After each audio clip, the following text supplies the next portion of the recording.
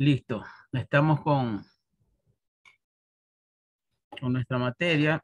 Nos vemos semanalmente, ¿no? ¿Qué han hecho? ¿Cómo los ha tratado el virus? ¿Se están cuidando? Estamos enfermos. Pero con esa actitud se van a ir rápido. Vayan comprando la caja de una vez. Yo creo que sí, ingeniero. ¿Qué están tomando naturalmente? ¿Algún rábano, alguna cebolla por ahí? ¿Algún brócoli, ¿cómo se llama eso que es amarguísimo, esa raíz? Infusiones, profesor, ingeniero. Sí. Infusiones de hierbas. Infusiones de hierba. Ya. ¿Pero qué tipo de hierba? Eucalipto. Ay, ahí sí, ahí sí. Eso sí es bueno. Bueno, es recomendable en jengibre, ¿cómo es la hierba luisa, orégano, ¿ya? Y alimentos que estén cargados de vitamina C, ¿no? Puede ser artificial también, algún medicamento con vitamina C. Todo es bueno, con tal de no llegar al hospital, ¿no? Y no dejar de hacer lo que tenemos que hacer. Acá tenemos nuestra asistencia, tenemos bastante que ver. Disculpen por la demora, que estoy haciendo un posgrado y me metí a la clase, me quedé conectado y tengo silenciada para que no me escuchen, pues no. Aquí los tengo a ustedes, vamos a compartir la pantalla.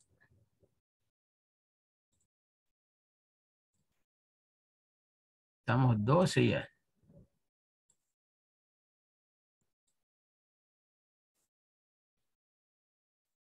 No se olviden de las vacunas. A ver, Alarcón se encuentra. Presente, buenos días. Ok, buenos días. Alcíbar. Almeida. Presente. Aroca. Presente. No se la ve, Aroca, está contra luz ahí. Sí, eso es lo que pasa, que aquí me llega el internet y la computadora se descarga rapidito y también tengo conector cerca. Ah, tiene tomacorriente cerca. Hay que cambiar esa batería. Pero de ladito no se puede poner. Está en toda la ventana, no se la ve. Bueno, Caicedo. Buenos días, presente, ingeniero. Buen día. Comentario. Buenos días, presente. Cantos. Buenos días, presente. Ok. Carló. Carló León. Esquivel. Buenos días, presente. Buen día. León. Buenos días, presente. Buenos días. Pluas. No se va a poder conectar, dijo ingeniero, al compañero, Novoa y Pluas, porque están con los síntomas. Ya. Quinto.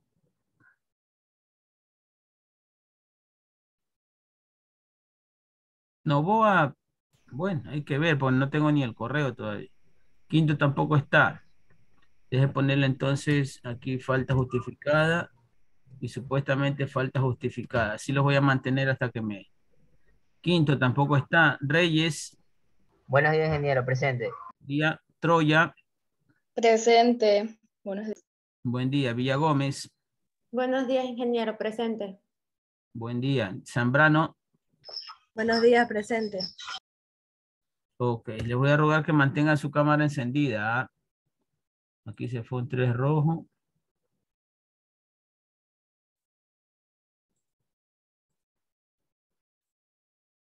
Bien. Ingeniero, la semana pasada no me puso mi asistencia.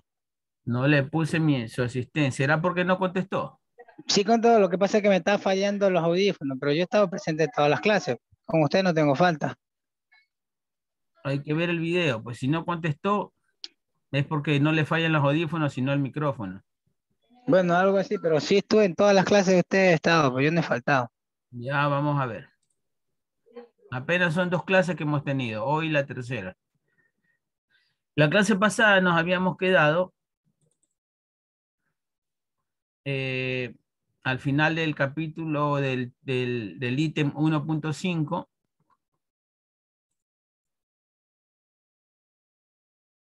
que hablaba sobre las formas más efectivas de enfrentar la incertidumbre. Entonces, la forma más efectiva es llenarse de paciencia, ¿no? Saber comunicar a la comunidad o a las personas que se encuentren en situación de desastre, de calamidad, de emergencia. Entonces, habíamos analizado qué es lo que se debe decir, o sea, sobre el contenido, ¿ya? Habíamos analizado también cómo se lo debe decir, que es sobre el lenguaje, ¿ya? ¿Ya? Y algunas recomendaciones en cuanto a ayudas de cómo debemos emitir la información. Usar formatos simples y atractivos. Habíamos explicado cada uno de estos puntos. Les enseñé en mis diapositivas tipo recomendación. Ojalá las acaten. Y sobre los canales, o sea, las maneras, los accesos que tenemos para poder emitir.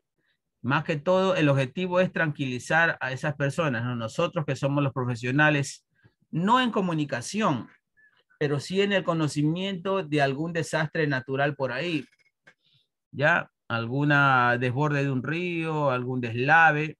Entonces, sí manejamos esa información con la terminología correcta y sabemos que del alcance de los riesgos, ¿no? Los alcances reales, porque alguna persona por ahí con desconocimiento, o sea, sin conocimiento, de eso hay bastantes, especialmente en el sector rural, ¿ya?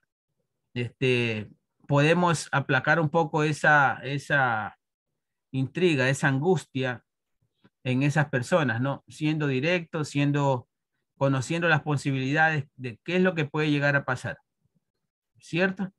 Entonces, el truco está en qué comunicar, en cómo comunicarlo y por qué medio lo debemos hacer, de qué manera. Entramos hoy a la evaluación de las diversas etapas del proceso. ¿De cuál proceso? Del proceso de comunicación con las personas, lógicamente, que están en esta situación de calamidad y desastre. Esta más parece sinceramente, una clase de periodismo o de reportaje, porque lo que es medio ambiente, muy poco tiene que ver. Pero ya nos tocó, pues lógicamente ya sabrán ustedes que estamos en un proceso de rediseño de la carrera, entonces todos estos contenidos ya se van a actualizar, a corregir, a priorizar, a poner lo que falte y a quitar lo que sobre.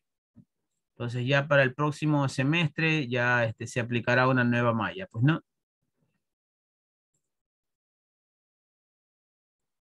Estamos con la asistencia de, a ver, Cantos, ayúdenme por favor con la lectura. Evaluación de las diversas etapas del proceso. El monitoreo es clave para dar seguimiento a los mensajes que circulamos entre los medios de comunicación, pero no siempre hay recursos para contratar empresas que monitoreen a todos los medios de radio, prensa y televisión. Una alternativa es utilizar los servicios de búsqueda y alertas de noticias que se ofrecen en Internet. Poner en marcha un sistema de monitoreo simple pero sistemático le permitirá canalizar de manera más estratégica la información y contribuirá con el proceso de toma de decisiones de las autoridades nacionales de salud y de la OPS y OMS. También le permitirá identificar los temas que reciben mayor y menor cobertura. Así, podrá reorientar la información que circula a los medios o cambiar el énfasis de los mensajes que se hacen públicos. Para mejorar su rendimiento, tenga presente las siguientes recomendaciones. Recomendaciones prácticas para la evaluación de la calidad de información en los medios. Elabore un directorio de páginas favoritas que le permitan registrar los medios interesados en la emergencia y conocer si los mensajes enviados han tenido o no repercusión. Suscríbase a los servicios de alerta que ofrecen algunos buscadores. Eso le permitirá recibir en su correo electrónico un informe diario de las noticias publicadas sobre la emergencia. Identifique los periodistas que más escriben sobre el desastre y envíeles especialmente información detallada, imágenes, gráficos o recursos que le permitan ampliar su cobertura. Comparta los resultados más relevantes del monitoreo con las autoridades nacionales de salud y de la OPS y OMS. Así, evaluarán si los mensajes representan la razón de ser y las acciones del sector. Correcto. Entonces, recomendaciones prácticas para la evaluación de la calidad de información de los medios, ¿no? ¿Qué podemos nosotros hacer? ¿Qué actitud podemos tomar para ver si la información que vemos, que tomamos a primera vista de las redes, es verdadera? Lógicamente, nosotros ya perdimos hace tiempo la fe en los medios de comunicación, en la televisión como tal, ¿cierto? No era mentira, ¿ya? Aunque el gobierno anterior no fue para nada de mi gusto, tampoco era mentira de que los medios de comunicación están al servicio de alguien, ¿no? Al servicio de un interés, o sea, no son totalmente sinceros. Porque un medio de comunicación es un medio de hacer riqueza, de producción, y tienen un dueño, y lógicamente ese dueño no lo va a utilizar como un activo que es, no lo va a utilizar en contra de él mismo, pues no. O sea, no se va a afectar con una herramienta, con un canal de televisión, no se va a afectar a él mismo. Correcto. Entonces, como hay enlaces, hay intereses, lógicamente va a informar lo que se tenga que informar al mínimo a veces, ¿no? O a veces tapar la información, no emitir no emitir el mensaje tal y cual es la realidad, ¿ya? Entonces, eso ocurre, ¿no? Entonces, se declaró a la información como un bien público, o sea, ya, y los bienes públicos son, me dice Joan Almeida, no ha podido, alguien que le facilite a Almeida la clave, la contraseña para matricularse a la materia. ¿Ya? Entonces, qué fe podemos tener en los medios de comunicación, aunque sean no en temas políticos, sino en temas ante riesgos y desastres, ¿no? ¿Ya? ¿Qué está ocurriendo en este momento? ¿Se acuerdan cómo estuvieron las ciudades del Ecuador hace más o menos por el mes de abril, mayo del 2020? Esas calles desoladas, full alerta, aparecían periodistas, reporteros llorando en vivo, diciendo de que no salgan de su casa. Lógicamente la gente moría por desconocimiento de cómo combatir este virus. Pero ¿qué pasa hoy por hoy, en esta semana, en que vamos a alcanzar el pico más elevado de contagio de este maldito virus, diría yo? ¿Ya? Vamos a alcanzar, a tener más contagiados incluso que en esa época del 2020, mayo, junio, cuando más gente murió. La diferencia es que el nivel de mortandad, de letalidad de esta variante no es tan alta, pues no, apenas un 0,2%, digamos que muere una persona por cada 500 contagiados, ¿ya? Y esa una persona puede ser que no esté vacunada, puede ser, ¿ya? No quiero caer en los temas de la vacuna todavía, eso es decisión independiente de cada quien, ¿ya?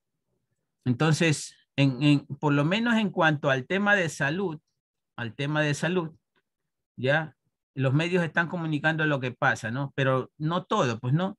¿Quién nos garantiza a nosotros que los medios sí sabían sobre aquel negociado con las mascarillas? ¿Se acuerdan? Negociado con cerca de 50,000 mascarillas en una casa de un ex político. ¿Quién nos dice que sí sabían antes de sacarlo a la luz o no lo sabían? No podemos dar fe de aquello, pues no. Entonces ahí nace simplemente, lógicamente, la duda, pues no. Entonces, ¿qué? Hay que tener ética en cuanto a la evaluación de la calidad de la información, no compartirla como que si fuera un meme, porque estamos hablando de histeria colectiva, estamos hablando de un momento crítico en que la gente necesita tener la verdad en los medios, ser respaldada materialmente, físicamente y hasta a veces psicológicamente. ¿Listo? Aquí estamos, Cantos. Sigamos. Guarde los resultados más representativos de las acciones en salud y cree un archivo para revisarlos una vez acabada la respuesta a la emergencia. Plan de comunicación de riesgos de acuerdo con la comunidad y el problema en cuestión. La mejor comunicación es la que se planifica. La planificación de la comunicación y de la gestión de la información es el punto de partida para decidir qué y cómo se va a comunicar, hacia quiénes se dirigen los mensajes, a través de qué medios y en qué contexto. Es casi imposible imaginar la planificación de la comunicación sin relacionarla con estrategias, diseños de materiales y acciones mediáticas que lleven a la población mensajes que le permitan, en el caso del sector salud, protegerse y mejorar sus condiciones de vida. Pero cuando se trata de emergencias y desastres, planificar la comunicación se vuelve una tarea más compleja y desafiante. Incluye la compilación, sistematización, producción y divulgación de información que permita la toma de decisiones y la movilización de recursos. Exige identificar fuentes y actores clave, priorizar audiencias y definir los mensajes que llevará el sector salud a la población, a la comunidad internacional, a los donantes, a los medios de comunicación y a las organizaciones que forman parte de los circuitos internacionales de respuesta. Y todo ello en un entorno político y social complejo. Ya, este párrafo es bastante importante, ¿no? ¿Quién debe o quién está autorizado a emitir cierta calidad o cantidad de información? ¿Se acuerdan del reportaje de 6 minutos que hizo la CNN? Nadie aquí en el país se atrevía a sacar la realidad a la luz mundial, ¿cierto? Tuvo que venir un medio internacional. ¿Qué causó aquello? Que el mundo se altere, ¿no? Que el mundo piense que Guayaquil es tierra de nadie, ¿cierto? Que todo estaba en debacle y era una realidad, pues, ¿no? Las autoridades solo se limitaban a tomar decisiones, pero no había con qué hacerlo, pues no había habido, no existía una planificación previa ante tal situación de salud pública. Entonces, por más consejos que daban, lógicamente no había los recursos, ni los médicos, ni los hospitales suficientes, ni las camas suficientes, ni se habían previsto medicinas, ya todo el mundo especuló con mascarillas. Lo único bueno de toda esa crisis que yo vi fue que ciertos compatriotas de la sierra bajaban con camiones a regalar hojas de eucalipto en ciertos barrios de Guayaquil. Por lo menos yo alcancé a coger una matita por acá. Pero ahí el resto de las personas subió la cebolla, subieron los huevos, subió el queso. Hubo una fiesta total, no hubo un comisario que controle los precios. Todo fue especulación. Entonces, en verdad sí, Guayaquil y la mayoría del Ecuador fueron una tierra de nadie. Sigamos. Bueno, muchas gracias, Cantos. Vamos a pedirle a alguien más que nos ayude, ¿sí? Vamos con Alarcón.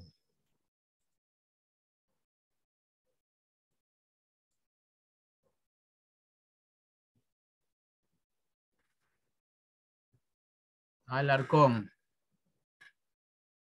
No está. Eso ocurre cuando me dejan botado en la clase, ¿no? Vamos a la asistencia. Vamos a ponerle en rojo. Aquí estoy, ingeniero. ¿Qué pasaba, Alarcón? Vamos con la lectura.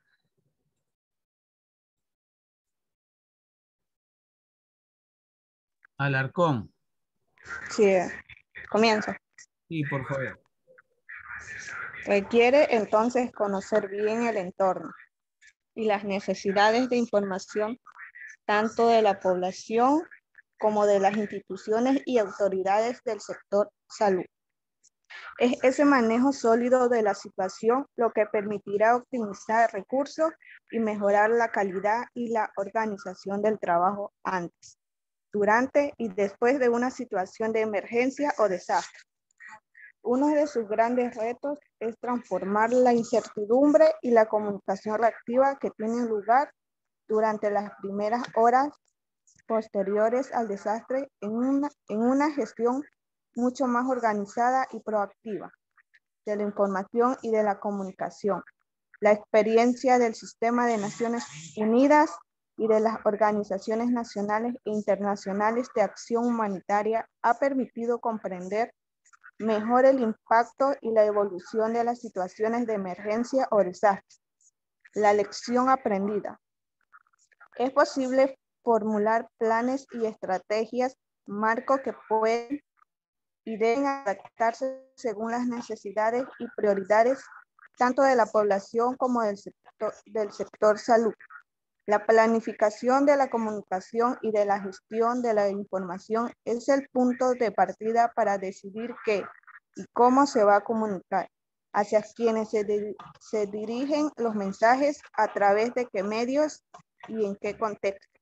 Correcto. Aquí tenemos un webinar que es largo, ¿ya? Una sesión, como quien dice, una exposición magistral, le dirían, ¿no? Que dura cerca de 2 horas. 2 horas 6 minutos. Entonces, se los voy a dejar ahí el link. A la miel, pero ya vamos a hablar de ella. Para que vean más o menos cuál debe ser el papel ético y responsable de los medios de comunicación para la gestión de riesgos, que son durante el una gestión de la riesgos. reducción y el manejo de emergencias o de... ¿Ya? En el chat y me dicen... Se los voy a dejar ahí. Entonces, además de los riesgos naturales y antrópicos, o sea, causados por el mismo hombre, el mismo ser humano, este tipo de riesgo biológico ha ganado interés, ¿no? Ha ganado gran peso, se ha puesto por encima de los otros, ¿no? Ha matado más gente que todos los terremotos juntos en un solo año. En solo 2 años ha matado más gente que todos los terremotos juntos. Entonces, este riesgo biológico al cual que afrontamos ha tomado bastante interés. Sería bueno que lo vean, ¿ya? Es un webinar colombiano que les brinda mucha información. Seguimos acá con este cuadro acerca de la planificación de cómo comunicar. Cómo comunicarse desde el punto de vista de los especialistas, o sea, nosotros los de medio ambiente, en estas situaciones específicas. Vamos, ¿quién estaba leyendo? Yo. Ya, ayúdenme por favor con la lectura del cuadro. La planificación en pocas palabras. ¿Ya? ¿Cómo está la situación? Diagnóstico. ¿Para qué? Objetivos. ¿A quiénes? Público meta. ¿Cómo? Estrategias, programas y herramientas. ¿Cuándo? Cronograma de actividades. ¿Quiénes? Responsables. ¿Con qué? Recursos. Funciona. Seguimiento y evaluación. Correcto. Entonces, ¿cómo se sabe cómo está la situación? Haciendo un diagnóstico. ¿Para qué? Significa tener una meta, ¿no? Un objetivo. Tranquilizar a la población, lograr formar lugares de acogida, por ejemplo, a quienes, si es, por ejemplo, una comunidad religiosa, una comunidad de un cantón específico, como las estrategias, cuándo tener organizada, de qué manera, en qué orden se va a comunicar, quiénes los responsables, entre ellos nosotros, los profesionales, con qué, o sea, recursos, bueno, ya no se usan papelógrafos, se lo hace verbalmente, se hace por medios de video, de audio y video.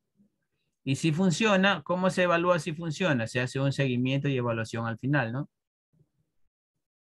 La planificación de la comunicación, a ver, déjame ver.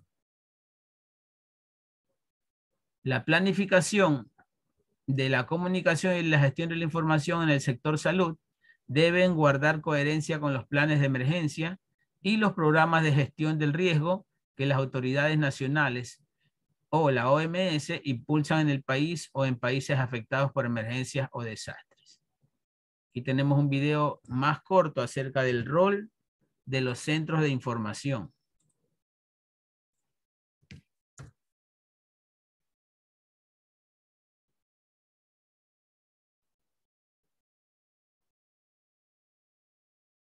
Ya no pasan de largo, que ya no es una vaina que uno ve por televisión. F07 no es el mismo.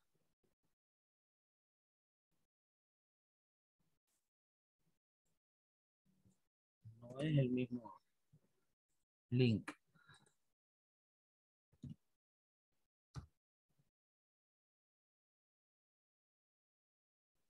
Ahí sí.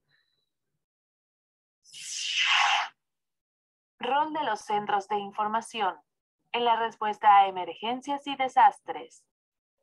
La región de América Latina y el Caribe es una de las más vulnerables ante las amenazas de origen natural.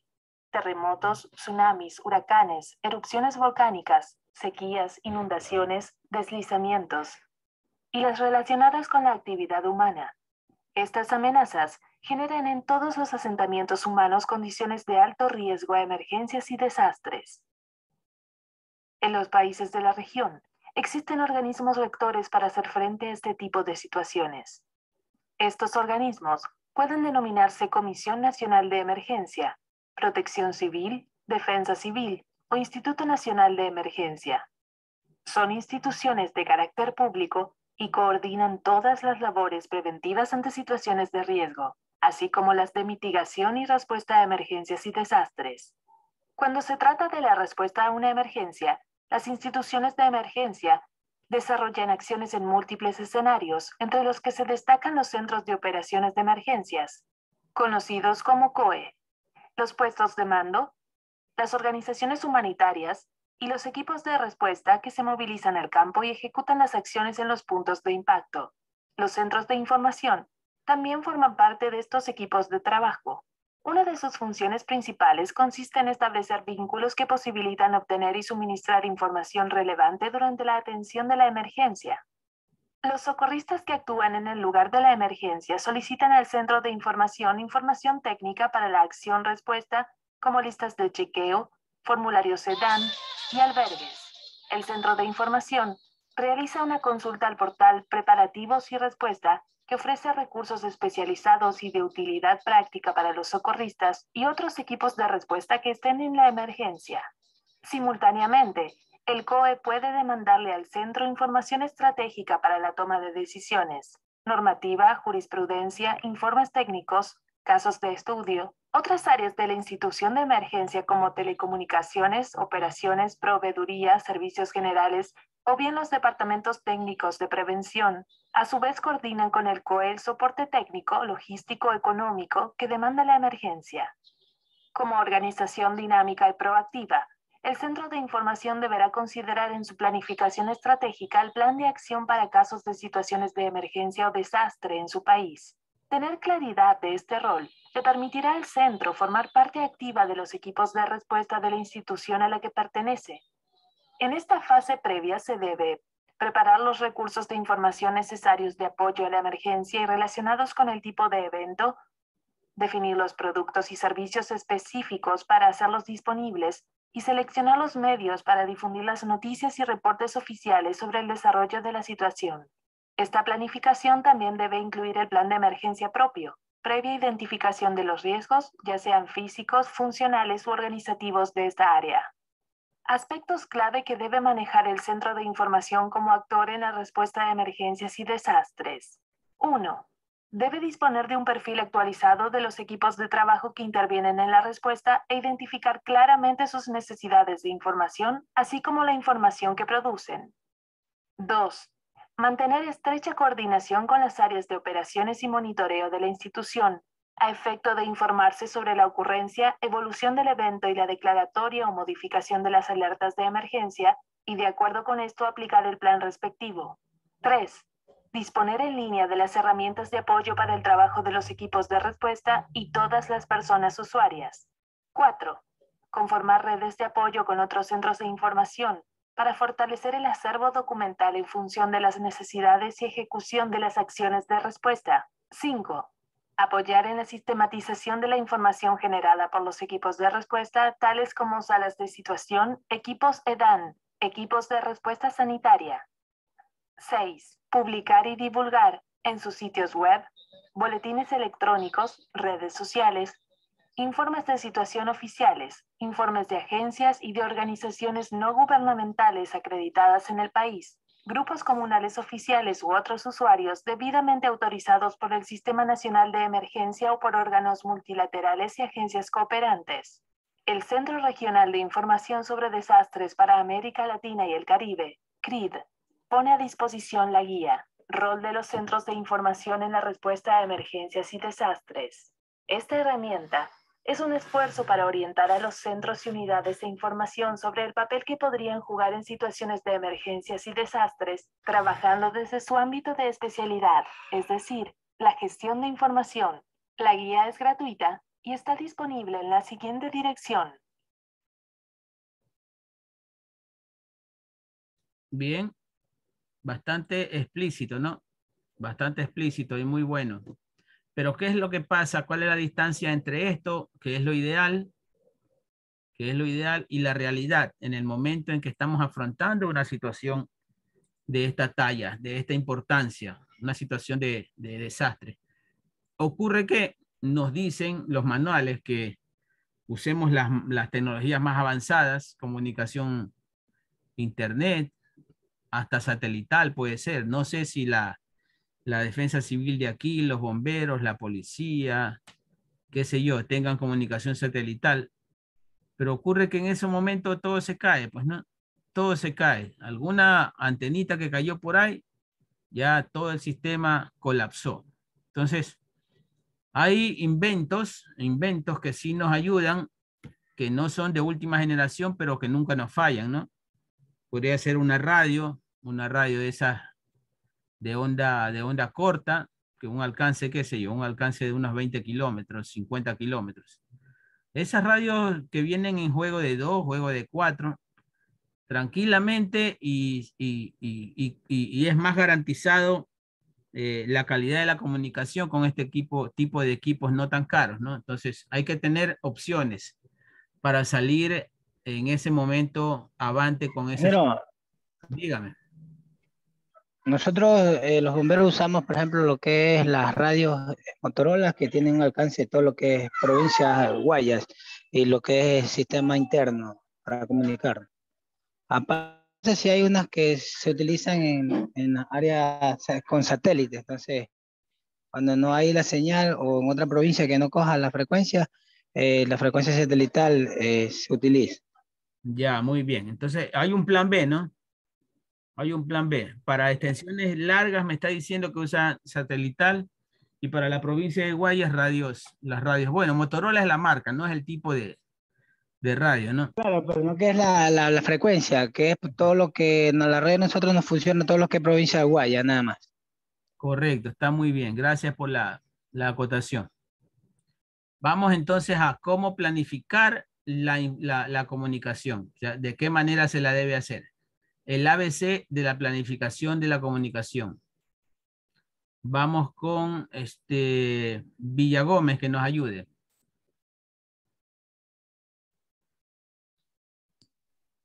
Diagnóstico de la situación. El diagnóstico permite identificar los... El ABC de la planificación de la comunicación. Este esquema sugiere las principales fases metodológicas para la elaboración de un plan de comunicación, que deben adaptarse de acuerdo a las necesidades específicas locales, regionales e institucionales. Diagnóstico de la situación. El diagnóstico permite identificar las condiciones sociales, políticas y económicas de las comunidades potencialmente afectadas y del país en general. La situación del sector salud, la información científica relacionada con las amenazas y sus posibles efectos en la salud de las personas, las potenciales necesidades de información y comunicación y las condiciones que pueden favorecer o dificultar el proceso de comunicación. Toma en cuenta que durante el desastre la información debe adaptarse y actualizarse en función de la evaluación de daños y necesidades, EDAN. que elabora el sector salud. Para iniciar su proceso de planificación, asegúrese, suba un poquito más la diapositiva, ingeniero. Ya un momento. Asegúrese. Ve. Ya. Asegúrese de contar con la siguiente información. Diagnóstico general. Características generales. Población, distribución por sexo, edad, origen y carácter étnico. Urbano, rural. Nivel de alfabetización. Principales fuentes de ingreso y actividades productivas. Idiomas o dialectos. Prácticas religiosas, organizaciones sociales, líneas vitales, vías principales, aéreas y poblaciones más vulnerables. Ya. Poblaciones, bueno, es información fundamental.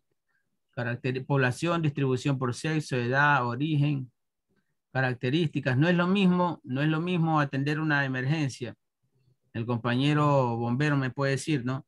Que no es lo mismo atender una emergencia en una empresa, qué sé yo, en una empresa donde solo puede haber varones, que en un hospital donde haya, en una maternidad, por ejemplo, donde haya neonatos, donde haya mujeres en proceso de dar a luz, ¿no? Por ejemplo, son situaciones muy diferentes. Entonces, hay que adaptarse a esas realidades. Sigamos. Información sobre los desastres o emergencias que podrían afectar a la zona.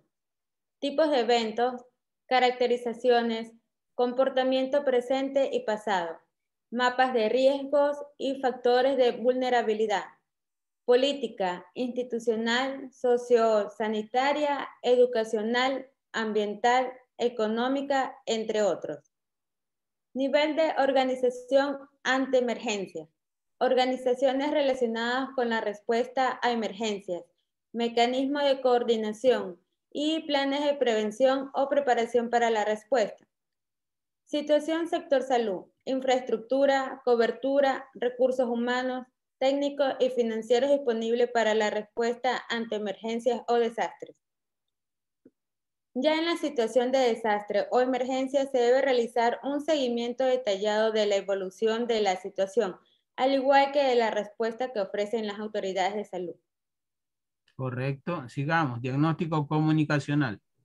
Diagnóstico comunicacional. Percepciones frente al riesgo, conocimientos y creencias de la población sobre su nivel de riesgo y potencial impacto de una emergencia o desastre. La influencia de mitos y aspectos culturales sobre los desastres y cómo manejarlos. Pregúntese, ¿qué sabe y qué cree la comunidad sobre las amenazas a las que se está expuesta? ¿Les considera factores de riesgo? ¿Cómo convive la comunidad con las amenazas? ¿Y qué interpretación se le da a los fenómenos? Medios de comunicación utilizados por la población potencialmente afectada. Emisoras, canales de televisión, periódicos, revistas, boletines, nivel de acceso a Internet, medios comunitarios y alternativos. Conozca los horarios y los programas con mayor audiencia. Espacios y hábitos de comunicación social. Oficios religiosos, ferias, mercados, eventos deportivos, salones comunales, plazas u otros puntos de concentración. Directorio de periodistas. Números telefónicos y fax. Direcciones electrónicas y postales de directores de programación y periodistas, especializados o no, de los medios de comunicación y de agencias nacionales e internacionales de noticias. Formadores de opinión, líderes, dirigentes, autoridades comunitarias, religiosas, políticas, deportivas y culturales de la población potencialmente afectada. Bien, entonces yo les pregunto, formadores de opinión, en estas alturas estamos los ecuatorianos para creer en líderes, en dirigentes, en autoridades comunitarias, en autoridades religiosas, en autoridades políticas. Estamos, ustedes como ya ciudadanos legales del Ecuador, porque ya son todos mayores de 18, ¿qué nivel de fe, qué nivel de confianza tienen en este tipo de figuras públicas en cuanto a que ellos emitan una opinión, ¿ya? Y ustedes la acojan tal y cual así como la escuchan. ¿Qué dicen de aquello? Líderes, dirigentes, autoridades comunitarias, religiosas. ¿Les creen o no les creen? ¿Qué me dice Carmen? Buenos días. Todo depende de qué estén hablando, o sea, qué estén opinando y la percepción que yo tenga. Por ejemplo, si Lazo hizo el TikTok con los zapatos rojos, ¿usted le creyó? No, la verdad no he visto ese TikTok. ¿No ha visto ese TikTok? ¿Por quién votó? No. Por Arauz. Wow, peor todavía. Bueno. El voto era nulo, pues, Carmen. Ya, bueno. Ahora, ¿quién más puede? Bueno, depende bastante de la percepción, ¿no? Depende bastante de la percepción. Ya, yo me di cuenta de que ahora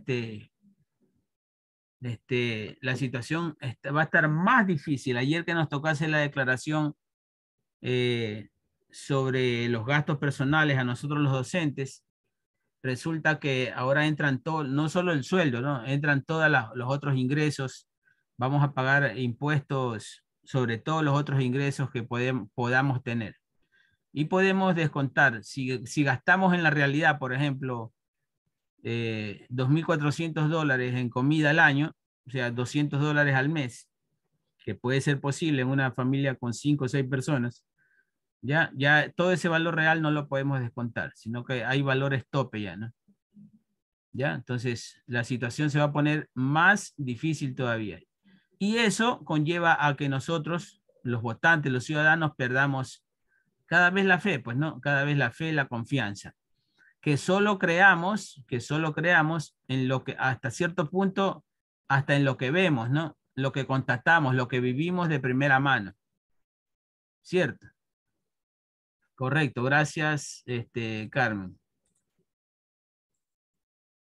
Vamos con diagnóstico institucional. Me sigue ayudando, no me acuerdo el apellido. Yo, ingeniero. Sí, gracias. Diagnóstico institucional. Recursos humanos y técnicos con los que cuenta el equipo de respuesta durante la emergencia. Capacidades y necesidades de los equipos de comunicación del sector salud. Características de la relación del sector salud con los medios de comunicación. Necesidades de apoyo, asesoría o formación de las autoridades del sector salud y de la OPS o de la OMS. Identificar si hay voceros identificados y determinar sus necesidades de apoyo y formación. Identificar los flujos de información y los mecanismos existentes de recolección, producción, aprobación y divulgación de la información sobre la respuesta. Protocolo y políticas institucionales de comunicación que deben aplicarse en casos de emergencia. Potenciales situaciones de riesgo mediático de la respuesta del sector salud. Planes, programas o experiencias sobre comunicación y salud que hayan puesto en marcha durante otras situaciones de emergencia o desastre. Organizaciones y actores principales en la zona afectada. Ya, correcto. Todas esas son entonces recomendaciones para hacer un diagnóstico correcto a nivel de institución. ¿Ya? Evaluar, como quien dice, qué es lo que tenemos, recursos humanos, capacidades, características, necesidades de apoyo, voceros, flujos de información, protocolos, o sea, manera correcta de hacer las cosas, ese es un protocolo, potenciales situaciones de riesgo mediático, ¿ya? El que por un rumor, por ejemplo, terminen quemando a alguien, ¿cierto? Ese es un riesgo mediático, ¿ya? Organizacionales y actores principales de la zona afectada. Bueno, si es en nuestro sector, sí le podemos tener más o menos fe, porque es una persona que hemos conocido, pues no. Aunque dicen, nadie es profeta en su propia tierra, pero sí, sí debe ser. Si ya conocemos a alguien, conocemos sus antecedentes, bueno, algún nivel de credibilidad debe tener, pues no. Gracias. Vamos a buscar a alguien más.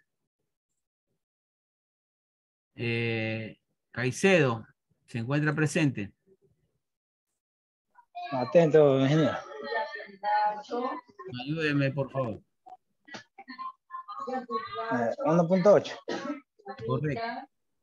Identificación de profesionales para el plan de comunicación ante riesgos y desastres.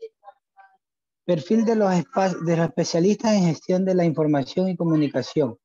Quienes participan en el equipo regional de respuestas deben facilitar los esfuerzos de las personas que trabajan en la preparación y atención de desastres y emergencias, con el fin de aliviar el impacto a la salud y lograr mejorar rápidas en el bienestar individual y colectivo durante un desastre o emergencia. Los comunicadores que forman parte del equipo deben contar con la experiencia y competencias necesarias que les permitan tener un desempeño eficiente. Algunas de las cualidades que se requiere para lograrles son: facilitar el diálogo entre los diferentes actores, producir, analizar y sistematizar información con habilidad, promover y estimular trabajo en equipo y en ambientes multiculturales, capacidad para trabajar bajo presión, habilidad para tomar decisiones, capacidad para manejar situaciones políticamente sensibles, tener excelentes capacidades de comunicación, tanto oral como escrita, elaborar e implementar estrategias y recursos de comunicación que respondan a las necesidades de manera demandadas de los actores clave, diseñar, ejecutar, evaluar planes de comunicación, manejar equipos y programas informáticos, manejar con fluidez idiomas, al menos español e inglés. Ya, hasta ahí, ¿no? De todos esos puntos, bueno, en realidad la mayoría me parecen correctos acerca de las capacidades que deben tener estos especialistas en comunicación en casos de emergencias y desastres. Lo único que no me cuadra es este punto de aquí, ¿no? Capacidad para manejar situaciones políticamente sensibles. O sea, con esto quiere decir no decir la verdad cruda tal y cual, tal o cual es, ¿no? Siempre andar pensando en las consecuencias políticas que puede tener la emisión de un mensaje. Por ejemplo, hasta ahora no se sabe qué mismo pasó con el presentador de televisión. ¿Cómo que al que lo mataron? A Efraín, ¿cierto? Correcto. Los rumores son bastantes, ¿cierto? Los rumores son muchos. El hombre tenía 2,5 millones en su cuenta, tenía casa en Quito, en Ambato, en Salinas, en Guayaquil, departamentos, 2 carros, apenas con 27 años. Entonces, o se sacó la lotería muchas veces o algo raro hay, pues no, cierto. Entonces, ¿qué sabemos nosotros los ecuatorianos acerca de toda la verdad de ese caso? Bueno, solo rumores nomás. ¿Ya? Sí, son rumores. Pero la billetiza en la cuenta no es un rumor, ya salió a la luz. Eso sí. Entonces, el hecho de que la novia ya haya abandonado el país tampoco es un rumor, es una realidad. ¿Ya? Entonces, vean esos. Yo sí tengo mi grado de curiosidad, ¿no? Mi grado de incredulidad para con esta gente de la farándula. Pero, ingeniero, aquí hay que ver que la gente se deja llevar por el fanatismo. Sí, bastante. Se vuelven fanáticos hacen líderes muy fácilmente, los ponen en pedestal a casi que cualquier ser humano, ¿no? Común y silvestre, como quien dice. Es bastante la cruda novelería, la novelería. Increíble cómo yo me reía de cómo la gente hacía cola de 3 cuadras para ver una película. Cuando podías esperarte en tu casa una semana más y comprarla por Netflix, ¿no? ¿Sí o no, Rosbelly? Parece que la vi ahí usted, una vez que pasé por... Oh. por el cine. Yo No, también vi eso, que incre- hacían cola. increíble. O sea, es gente que es demasiado fanática, que no tiene trabajo porque la película las dieron en horarios de trabajo, ¿ya? O sea, no tenían mucho que hacer, ¿cierto? Ni estudiaban ni trabajaban. Para estar ahí haciendo cola y perder todo el día, es porque no tenías nada programado para ese día. O sea, ni trabajar ni estudiar. Entonces, sabes que a la larga o a la corta vas a terminar viendo esa película si te gusta. O sea, ya, te gusta el Hombre Araña. Ok. Pero no es para que estés aguantando sol y lluvia tampoco, pues no. Vas a terminarla viendo algún día. Con más paciencia, con más rebaja. Yo sí me espero a ver las películas, voy con... Es como cuando sale recién en estreno en el cine y chuti, la gente está apurada por ir a ver, como te dice, hace cola y Yo todo. también me Pero espero unas pasa dos una semana, ya en Netflix ya las pasan. Sí, las primeras 2 semanas ni siquiera aceptan las promociones. Claro. Sí, el cine, a mí me encanta el cine, me voy solito. Cuando me estoy estresado, me voy allá, dizque a ver la película y me termino durmiendo. Pero usando mi carnet del CONADI, ya después de 2 semanas que ya aceptan todas las rebajas, con mi carnet pago como $2 la entrada, de 7 queda en 2. Ya, me compro unos nachos con queso y feliz de la vida ahí. Correcto, a veces solo, a veces con mi hija, que también le gusta el cine, el terror le gusta a esa chica. Yo no sé por qué tanto, pero así, ¿no? Entonces, hay un nivel bastante de como novelería, ¿cierto? De fanatismo. Y es porque los medios son instrumentos. Todos estos son instrumentos para mantener las cosas tal y cual como están. O sea, que nuestro pueblo no le dé mente, no le dedique neuronas a lo que en verdad de verdad importa. ¿Qué es lo de verdad importa? Conseguir una sociedad más justa, pues no, que la riqueza se distribuya de mejor manera. Claro está, no robándole tampoco a los ricos. Ahora, todos los ricos no han logrado su riqueza lícitamente, pues no, cierto. Ya hay algunos que sí la han sudado, que han venido desde abajo. Los que no la han sudado, los que se han enriquecido ilícitamente, a aquellos es que tiene que caerles la ley. ¿Ya? Y lógicamente hay de todo, ¿no? Hay personas que durante su vida, a todos nos llega en determinado momento alguna oportunidad de salir de la situación en que estamos. A todos. Ninguna persona en el mundo puede haber vivido una vida tan desgraciada, ya sin ningún golpe de suerte, sin ninguna oportunidad desde el momento en que nació hasta que murió. Entonces, las pocas oportunidades que se nos presentan en la vida hay que saber aprovecharlas. Yo les cuento una anécdota. Un tío mío se sacó la lotería 2 veces. 2 veces, miren ustedes. Y después de 10 años de haberse sacado la lotería, no tenía ni siquiera un terreno donde vivir. Me acuerdo que sí le hizo la quinceañera a mi prima, ya, a la hija de él. Le hizo una quinceañera en ese entonces, estoy hablando del año 90 y algo, 92, 93. Trajo una orquesta de Colombia a tocar en vivo. Aquí cerquita por el Simón Bolívar, se llama, ese local se llama Garibaldi, la Garibaldi, frente a la aviación civil. Increíble, increíble, de haber gastado ese dinero en esa vanidad, ¿no? En esa novelería. Terminó, ahorita ya tiene su casa porque uno de los hijos se fue a Italia y le fue mandando de a poco, pero 2 veces la lotería malgastarlo, increíble, de verdad. Entonces hay pobres que en verdad sí merecen ser pobres, ¿ya? Así de duro, así de crudo se escucha, ¿no?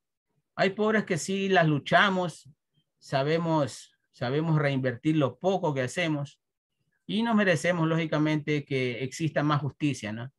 Más justicia, correcto. Estoy hablando un poco de sociopolítica, pero espero que esto es parte de la formación también. Esto es parte de la formación. Ahora, seguimos con lo de acá. Déjenme ver si sigue mi clase. Sí, siguen en clase. Está hablando la profesora ahí. Ahí está, desde España. Oh, tengo que ver después el video. Ahora, vamos a seguir con ustedes. Bien, nos habíamos quedado aquí. Sigamos, creo que estábamos con Caicedo. Aquí. A ver, las especialistas en comunicación trabajarán siempre con expertos en obras, disciplina y en muchas ocasiones deberán contar con el apoyo técnico de otros recursos humanos en las áreas de administración, computación, diseño gráfico, multimedia, fotografía y producción audiovisual que generalmente pueden encontrarse y contratarse en el lugar de la emergencia, siempre que las condiciones lo permitan. Correcto. Entonces tenemos este repositorio, este video, que nos ayuda como respaldo a la información escrita. Este sí es un poquito más largo, son 11 minutos. Es el informe de un especialista en gestión de riesgos sobre los planes de contingencia frente a desastres, la forma en que se debe comunicar, la forma en que se debe actuar. Hablamos de un terremoto de 7.3. Recién se dio esto, creo. A ver, hablamos de marzo, bueno, un terremoto anterior, un sismo anterior. Pedro Ferradas, él es especialista en gestión de riesgos de soluciones prácticas. Bienvenido, Pedro. Gracias a ustedes envían especialistas, envían técnicos, ¿no es cierto?, en diversos lugares de nuestro país que en este momento se ven tan afectados por las inclemencias. ¿Son desastres naturales? No, los desastres no son naturales. Tal vez el nombre confunde mucho porque en realidad cualquier desastre tiene un componente natural y tiene un componente social.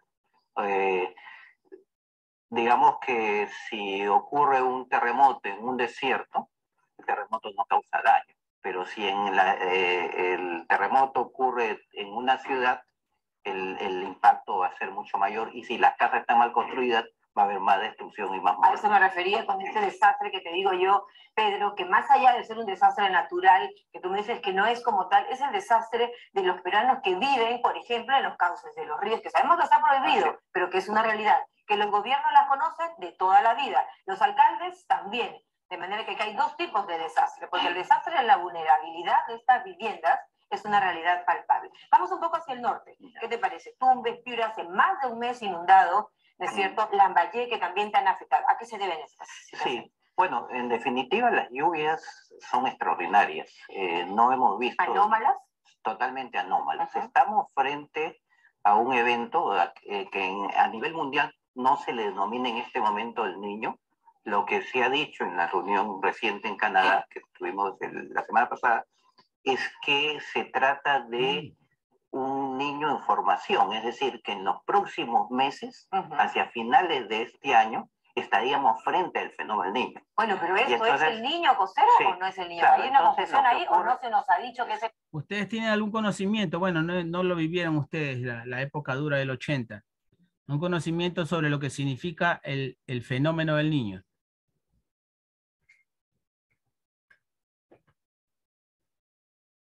¿Quién se gana un punto por estar bien informado?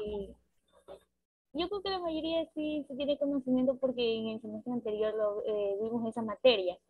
Y hablaba de que se le denominaba así porque se dio ese evento por los meses de diciembre y que entonces los pescadores que eran de las costas de Perú le habían puesto así porque, o sea, el fenómeno del niño haciendo referencia al niño Jesús. Ya, pero ¿qué ocurre científicamente? Pues no, ¿por qué ocurre no solo por el nombre? Ese de ahí era cambios de la temperatura de las aguas. Correcto, Robeli. Cambios climáticos de la naturaleza. Robeli tiene medio punto. Para que se gane el punto entero tiene que complementar. Entonces, ¿qué ocurre en el fenómeno del Niño? Después del calentamiento de las aguas. Como dicen que se va a pique, ¿no? Ahí perdiste ese medio punto. Hay inundaciones. Ya, pero ¿por qué, pues? Por las fuertes lluvias. Ya, ¿y por qué hay más lluvias? Por las corrientes marinas. ¿Qué ocurre con las corrientes marinas? Ahí está, ¿vio? El hecho es que aquí en el Ecuador y en Perú chocan dos corrientes gigantes de masa de agua del Océano Pacífico, ¿cierto? La corriente de Humboldt y la corriente antártica. Una sube desde el Polo Sur y la otra viene desde Galápagos, ¿cierto? Desde el centro del planeta, ¿correcto? Entonces, la del Humboldt es agua un poquito más tibia, caliente, y la del Polo Sur es agua fría, lógicamente, ¿ya? Por eso es que contamos aquí en el Ecuador con las ballenas jorobadas. ¿Por qué? Las ballenas jorobadas, como viven en agua helada generalmente, queman bastante grasa, ¿no? Bastante energía, porque necesitan estar un poquito tibias. Entonces, al estar en agua helada, consumen más recursos, más grasa de ellas. ¿Qué vienen a hacer acá al Ecuador? Vienen a buscar aguas más cálidas para consumir menos energía, para que se les queme menos grasa. Para que esa grasa, incluso vienen a parir acá, para que esa grasa se transforme en leche y alimento para sus ballenatos, ¿cierto? Entonces, acá en el Ecuador, como que si fuera Hawái, las ballenas jorobadas vienen a parir, a pasar su luna de miel y a gestar de nuevo, ¿ya? ¿Qué ocurre con estas aguas más cálidas cuando hay años en que el mar, incluso el mar que viene del Polo Sur, se calienta un poquito más? Hablemos de 1, 2 grados, 3 grados centígrados, no más. No más. ¿Qué ocurre? Que estas aguas, al estar menos frías, se evaporan mucho más rápido, ¿no? Por el sol, ¿ya? Se evaporan mucho más rápido. Al haber más vapor de agua, lógicamente va a haber más nubes. ¿Y qué significan más nubes? Más nubes significa más lluvia, ¿cierto? ¿Ya? ¿Ya? Entonces, eso es lo que ocurre con el fenómeno del Niño. El calentamiento de las aguas, hablemos de 1, 2, 3 grados centígrados, suficiente para que todo se salga de control. Es tan delicado el equilibrio ambiental de la naturaleza que con ese pequeño cambio ocurren varias desgracias, ¿no? Y lógicamente no hay pues la infraestructura para prevenir aquello. Bien, seguimos. Estábamos en el video, ¿no? Aquí. Sí, lo que ocurre es que ese es la mirada. Ingeniero, no está compartiendo pantalla. En el caso particular de Perú, estamos viendo que disculpen. está ocurriendo una situación que totalmente anómala y alguna persona, algún funcionario público le denominó el niño costero, ¿no? Por su similitud, pero hay grandes diferencias. El niño como tal supone que las aguas que vienen del otro lado del Océano Pacífico, de Australia, digamos, se trasladan a través de unas ondas Kelvin, llegan a las costas. El calentamiento de los mares. Calientan el mar, tanto en la zona central del Océano Pacífico como en nuestras costas.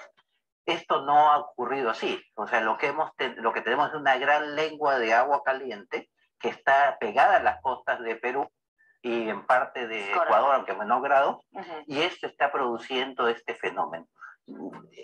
Esto no es nuevo. O sea, es nuevo. Esa era un poco mi siguiente pregunta, ¿no? Sí. Todos señalan y dicen los expertos, los especialistas, lo pasamos todos los años, pero en este año se ve diferencia, ¿no es cierto? Sí. Es un fenómeno ciertamente anómalo, el sucedido en el mar, las lluvias, estas nubes que vemos en Lambayeque, especialmente, ¿no es cierto? En la zona norte, que es en este momento la más castigada. Sí, no es nuevo por dos razones. Una, porque si vemos los niños en la historia... ¿El 82, por ejemplo? El 82, 83 y el 97, 98 son niños tal como se ha entendido internacionalmente. Pero nosotros tenemos niños, entre comillas, que han ocurrido en 1897, en 1925, y que son muy similares a este. Lo que ocurre es que se produce un fenómeno más asociado no al fenómeno del niño como tal, sino a la interacción de las corrientes, la corriente de Humboldt y la corriente del niño. ¿Qué pasa aquí con los vientos, por ejemplo? Y entonces los vientos se desaparecen de alguna manera o se debilitan en extremo, y esto permite que las aguas cálidas se posen frente a nuestras costas, se desplacen desde el norte, se posen frente a nuestras costas y se queden ahí. Y entonces estamos viendo una situación en donde tenemos aguas cálidas, en algunos casos 4 grados, ha llegado a 6 grados por encima de lo normal en la zona norte, Puerto Lara, si no me equivoco, Y esto produce todo este fenómeno, que son lluvias muy, muy intensas. Muy intenso. Se activan los... Pero se ha activado todo, digamos, más en este último tiempo. Sí. Pero querido Pedro, ¿no? Bueno, analizamos la parte del norte, sigamos un poco lo que pasa en Lambayeque, lo que pasa en Piura. Ya. Bueno, tenemos... ¿Corresponde esto al periodo anual de lluvias? Corresponde, es el periodo normal de lluvias, pero estas lluvias son inmensamente mayores de lo común, justamente por el calentamiento de las aguas. Ahora, no es un niño porque no viene, digamos, la corriente caliente, para entenderlo, desde Australia, dicen las instancias internacionales, ¿no? Pero... Sí, lo que están previendo, por lo menos anunciando, es que se está generando las condiciones para un niño que podría prolongarse hasta fines de este año o inicios del próximo. Correcto. Entonces, estas nubes inusuales que se han visto en el norte del país, pasamos a Ancash también, donde el Santa representa también una situación muy peligrosa y de vulnerabilidad. Luego en Lima, en la capital, ¿cómo ves este tema, Pedro? Sí, bueno, insistir en que tenemos el fenómeno natural, pero también tenemos graves problemas de vulnerabilidad. O sea, si vamos a Piura, por ejemplo, vamos a encontrar asentamientos que se han formado en las últimas 2 décadas y que son asentamientos en los lugares que están destinados para captar las aguas de los drenes de Piura. Es el caso del asentamiento Polvorines, ¿no? Entonces, ¿quién ha dado autorización? ¿Cómo se ha generado ese proceso? Uno, corrupción, ¿no? Porque han intervenido autoridades locales para permitir eso. 2, también empresas que no solamente promueven la invasión, sino que venden los terrenos a la gente. Exacto. Y entonces hay lugares donde la ley no lo permite, sí, ¿no es cierto? Y además lo ocultan el peligro con material, tratando de nivelar y evitar que se vea el cauce del Huayco, el cauce del Odre. Perfecto. Y esa parte de la informalidad, pero también seguramente, Pedro, parte de nuestra cultura de, digamos, de la prevención, probablemente. Aquí ha habido prevención o no, que es lo que nos ha afectado. Analicemos el fenómeno en Lima ahora, como ¿por qué se desborda el Huaycoloro y el río? Hay problemas también de vulnerabilidad en las obras que se realizan. O sea, a veces uno piensa, tenemos la carretera, ponemos el puente y bien, pero lo que estamos enfrentando en Huaycoloro es puentes mal construidos, que no permiten que aún cuando el ministro de Transportes ha dicho que la estructura del Huaycoloro no está fallando. O sea, no está fallando ahora, pero si ese flujo viene con nueva fuerza, puede afectar la estructura. Y no solamente afectar la estructura, sino hacer que el flujo de lodo y de rocas se desborde por ambas márgenes. Pero esto tiene que drenar, ha dicho. Esto es para drenar. Claro, el proceso de drenaje. Una cosa es el drenaje en el puente, en la parte superior del puente, pero el otro es el flujo de lodo y rocas debajo del puente, que tiene que ser suficientemente amplio para que pase el Huayco. Entonces no está pasando. Si no están reforzadas las riberas, ¿no es cierto? Los cauces, entonces, ¿qué pasa? Lo que vemos, ¿no? Sí, ahora en una margen... Y más aún si se encuentran pues personas habitando aquí. Sí, en una margen tenemos unos asentamientos que han sido 2 veces reubicados, ¿no? Y que nuevamente están. Y en la otra margen hay una urbanización que tiene toda la ley, o sea, está permitida, están vendiendo los terrenos, etc. Entonces, o resolvemos el problema del puente o tenemos que reubicar a esa población. Bueno, la reubicación parece que es un tema urgente, más aún en este momento si vemos en poblados como el Porvenir, el Polvorín, en fin, las zonas más sensibles, por ejemplo, de la entrada de Trujillo, que ahí no se va a poder recuperar absolutamente nada, ¿no? Pasemos un poco a las tareas en este momento pendientes, ¿no? Va a ser muy difícil. ¿Se tiene un estimado, supongo que no, de lo que va a costar, por ejemplo, la reconstrucción de las zonas afectadas? No se tiene todavía porque aún no tenemos todo el nivel de destrucción. O sea, en las próximas semanas podemos tener mayor destrucción. ¿Qué anunció el Senami? ¿Cómo? Se anuncia que hasta el 19 de este mes, o sea, prácticamente hasta el domingo, vamos a persistir con estas lluvias intensas en la costa norte y central. Y después del 19, del 20, todavía no se puede tener claridad, pero el pronóstico general es que vamos a tener problemas hasta mediados de Y una pregunta, ¿el Senami o alguien no se adelantó a señalar que esto venía de esta magnitud? para tener una respuesta de pronto más eficiente o quizá más rápida? No era posible saber nada No era posible, antes del mes de diciembre. En diciembre de este año ya se tenía la información. ¿Qué nos deja o qué tenemos que aprender de esta emergencia? Por ejemplo, a nivel de casas, de viviendas. Ya. Bueno, primero tiene que haber un llamado a la población para que responda de manera organizada.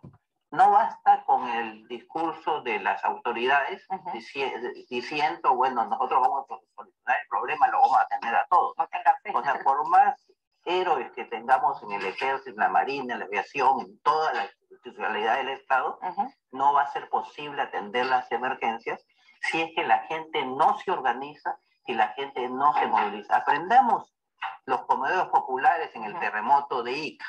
Si no hubiera sido por... Sí, pero ya que hablamos de Ica y de la reconstrucción del tiempo, que eso tomó una reconstrucción que ha tomado demasiado tiempo, que eso no suceda, ¿no? Claro, en este caso. Claro, ese es un tema también crítico.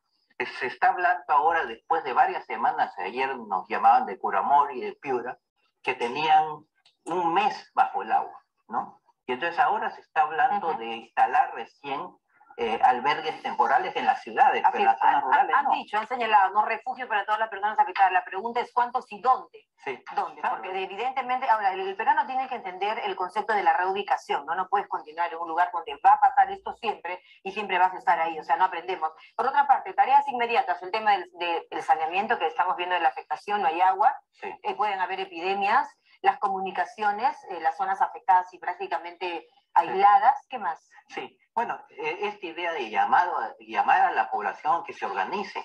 La población organizada puede ayudarse entre sí. Y entonces el estar esperanzado que todo lo va a dar papá gobierno es un error. Es un error. Bueno, los gobernadores regionales tienen también su presupuesto y bueno, pueden incluso modificar hasta los calendarios escolares de acuerdo a lo que sucede en sus regiones. Seguiremos hablando en estos días, Pedro. Muchas gracias, Pedro Ferradas, de soluciones prácticas, con nosotros hablando de este problema en el país. Bien. Entonces, ¿cómo se evalúa esta participación de este especialista? En el grado de entendimiento de quienes los escucharon, ¿cierto?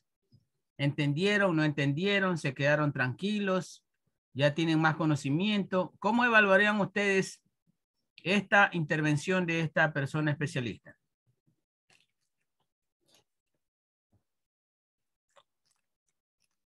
Ya saben algo más de, por lo menos, ese tema, de por qué ocurren las cosas, ocurrieron las cosas en ese tiempo en Perú. ¿Quedaron más claros? O sea, ¿cómo evaluarían? ¿Lo hizo bien? ¿Lo hizo mal? ¿Fue valiosa la información que emitió? ¿La manera en que lo hizo? ¿Con datos estadísticos o no? ¿O solo fueron rumores? ¿Qué dicen?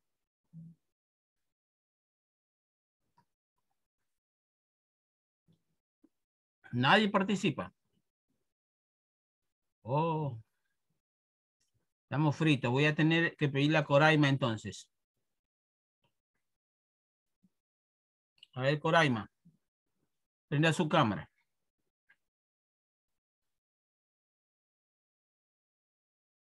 También se fue. Vamos a la lista. No, pues no tiene ni asistencia, Coraima. Bueno. Cuando tomé lista no contestó. ¿Quién más? Vamos a pedirle a Esquivel que nos ayude con una opinión.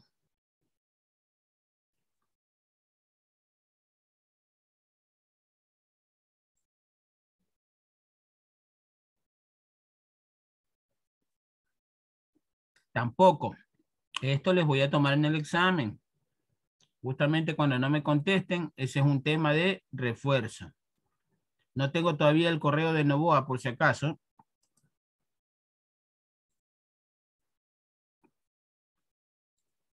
Correcto, seguimos entonces. Unidad 2.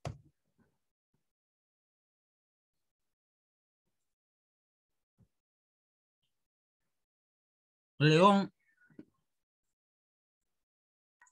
Sí, ingeniero. Ayúdeme con la lectura. Ya, listo. Proceso de participación comunitaria a partir de redes y actores sociales. Formas de involucrar a los medios de comunicación como un legítimo colaborador. Los medios para comunicar el riesgo. A nivel internacional, aún resulta insuficiente el conocimiento de los medios en este tema de manejo de desastres.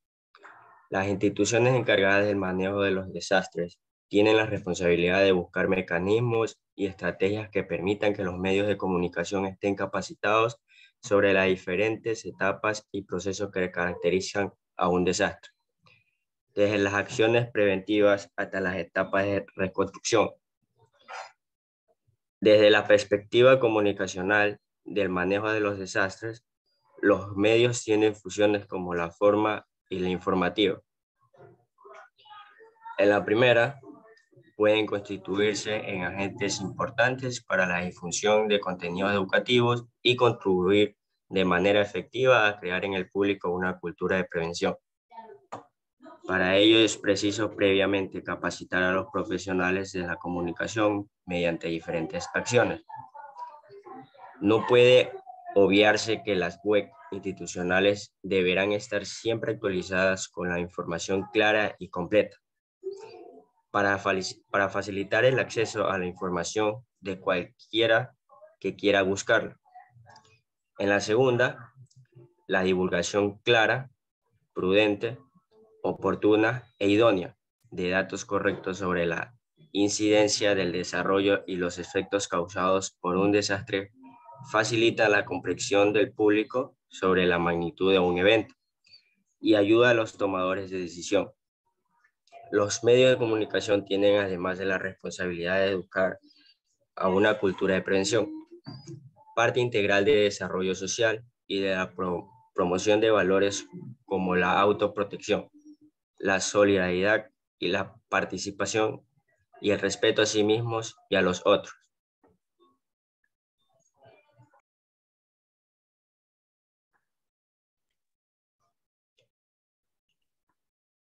Digamos. En la actualidad, se hace pertinente el aplicar estratégicamente los instrumentos comunicativos para una mejor emisión de los mensajes, la generación del conocimiento, la adecuación de planes preventivos, la disponibilidad de información verídica, así como todo tipo de preparación para una potencial situación de desastre. En el trabajo con y los medios es preciso identificar cuáles son las principales fuentes de información vinculadas con la gestión de riesgo. Se debe evitar la espectacularización de la catástrofe y fomentar el respeto a la intimidad y la integridad humana. Es recomendable no transmitir imágenes de cadáveres o primeros planos de damnificados o damnificadas y heridos o heridas, porque exponen intimidades y vulneran derechos. Todo lo contrario que se hizo al inicio de la pandemia acá, ¿no? Sigamos. Es de importancia en considerar la evaluación de la cobertura periodística, procurar la reflexión y el registro de los posibles errores de procedimiento, de las dificultades que surgían, del funcionamiento de la interacción con los actores de otras áreas de asistencia y de las buenas prácticas realizadas.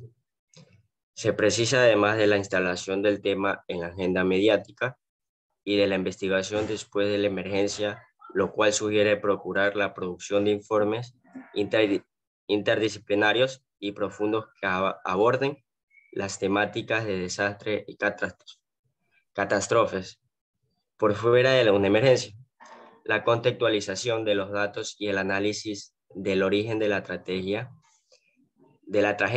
para contribuir una mirada integral de problemas con vistas a la prevención. Correcto. Entonces, después de comunicar, ya sabemos qué hay que comunicar, cómo comunicarlo y las formas de involucrar a los medios en esto, porque son supuestamente los especialistas en hacerlo bien, ¿no? ¿Ya? Y nuestra visión es verlos como un legítimo colaborador en cuanto a masificar la información.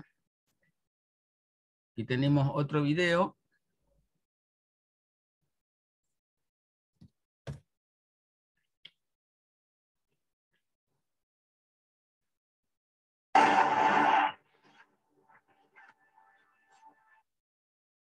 Licenciado, podemos escuchar en su exposición, en esta capacitación, acerca de qué tan importantes son los medios de comunicación, desarrollando talleres en toda la costa peruana. Y bueno, no solamente hablamos sobre los sismos, sobre los posibles tsunamis, sino que también buscamos asesorar a los medios locales de cada localidad a los que vamos para un poquito darles sugerencias sobre cómo se puede informar en materia de gestión de riesgo de desastres. Como se ha podido escuchar en la charla, hablamos de que no solamente se debe informar sobre la gestión de riesgo, sino acercarse lo más posible a la realidad para evitar confundir a la población, sino dar los conceptos correctos, ¿no? Como en el caso del tsunami, muchas veces usan imágenes de olas apocalípticas hollywoodenses, pero cuando realmente no es así. Entonces, lo que se hace es orientar a los colegas de prensa para que también ellos puedan informar adecuadamente sobre lo que es gestión de riesgo de desastre, que es un tema no muy tratado en realidad, pero que poco a poco se está calando, ¿no? ¿De qué manera educar y orientar en esta forma? Bueno, como he adelantado, hay muchas maneras. Primero, como dije, la función de los medios de comunicación no solamente es informar y entretener como normalmente se hace, sino que también se tiene que educar y orientar. En este caso, a través de las notas que ustedes están haciendo, que ayer hablaron con los representantes del IGP, esa es una forma. La otra forma es a través de los reportajes, de las crónicas, en la cual se explique, por ejemplo, sobre los sismos, se explique sobre los tsunamis, por ejemplo, cuándo un sismo puede producir un tsunami o no, informar eso adecuadamente, y a través de gráficos también, como los que he mostrado en la charla. Y las redes sociales son muy importantes para la difusión. Sí, como dije en la charla, las redes sociales han revolucionado las comunicaciones, y como expliqué también, ahora incluso las informaciones de los desastres que se producen se informan primero por las redes sociales. Por eso que incluso ahora cada medio de comunicación cuenta con Facebook, cuentan con Twitter, cuentan con un canal de YouTube. Y di el ejemplo de los baicos en Chosica, ¿verdad? Que, o sea, antes de que se vea en algún medio de televisión, se veía ya en las redes sociales. Por eso que sugerí a los medios de prensa de aquí de Chancay que cuenten con un Facebook, cuenten con un Twitter donde puedan informar de manera inmediata, porque la inmediatez, como ustedes saben, colegas, es importante al momento de la noticia, y eso lo permite el Facebook, eso lo permite Twitter. Y también invité a los funcionarios, invité al público en general, que ellos también cuenten con estos canales de información para que puedan brindar información tanto en las labores que ellos desarrollan, como también en gestión de riesgos de desastres.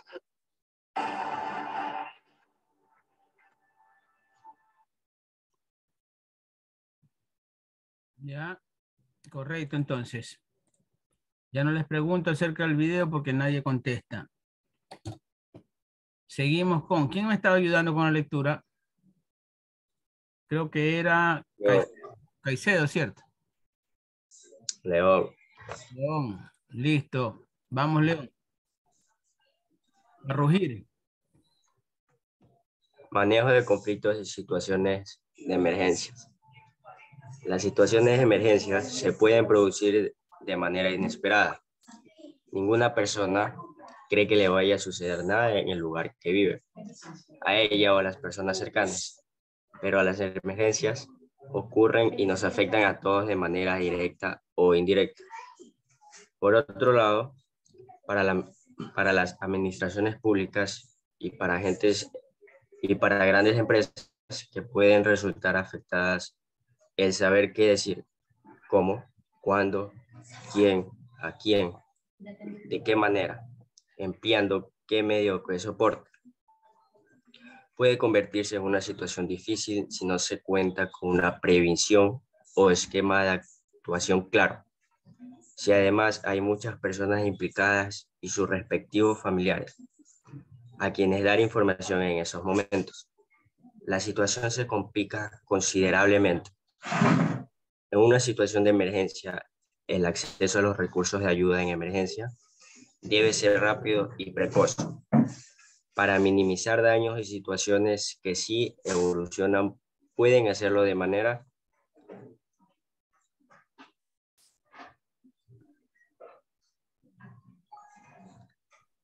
consciente y desfavorable. ¿Qué es una situación de emergencia colectiva? No hay muchos estudios sobre cómo se comportan las personas en situaciones de emergencia. Desde la psicología social se ha estudiado, por ejemplo, El efecto espectador consiste en cuanto mayor es el número de personas que presencia una situación de emergencia, menor es la probabilidad de que cada uno de ellos ayude. Así, cuando se produce una emergencia real, es más probable ser ayudado si hay una sola persona que si hay varias. Las recomendaciones más aplicables acerca de las competencias que deben poseer las especialistas en comunicación en casos de riesgos y desastres son las siguientes. Forma en la que se informa de la emergencia. Conocimiento del grado de gravedad supuesto o la situación. Grado de conocimiento del lugar que tiene la persona. Grado de entrenamiento en situaciones similares. Características del espacio en el que se encuentra. Existencia de salidas de socorro y si estas son visibles. Presencia de otras personas y conocimiento de estas sobre cómo afrontan la situación. Experiencias anteriores en situaciones similares. Pueden ser vicarias. Manifestaciones visibles de las emergencias. Humo, llamas, derrumbamiento por seismo. Características individuales. Edad, sexo. El mito sobre reacciones de pánico en las situaciones de catástrofe sigue estando presente. Algunos estudios han demostrado que cerca del 75% de las personas actúan de manera instintiva y automática, siguiendo modelos de reacción individuales y arriesgados. Pero como han corroborado estos mismos autores, solo una minoría, entre el 10% y el 20%, desarrollan un fuerte pánico o reacciones de ansiedad. Un porcentaje similar, 15% de personas permanecen en calma y mantienen el control. Correcto, entonces vamos a ver un video sobre primeros auxilios psicológicos, porque ya al hablar de pánico, al hablar de ansiedad, ya no estamos hablando solo del sentido físico de la persona, sino de cómo afronta, cómo acepta y cómo maneja este tipo de situaciones.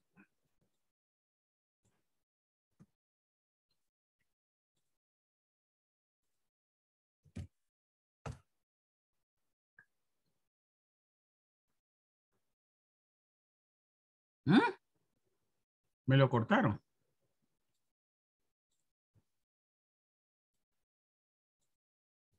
A ver, vamos a ver.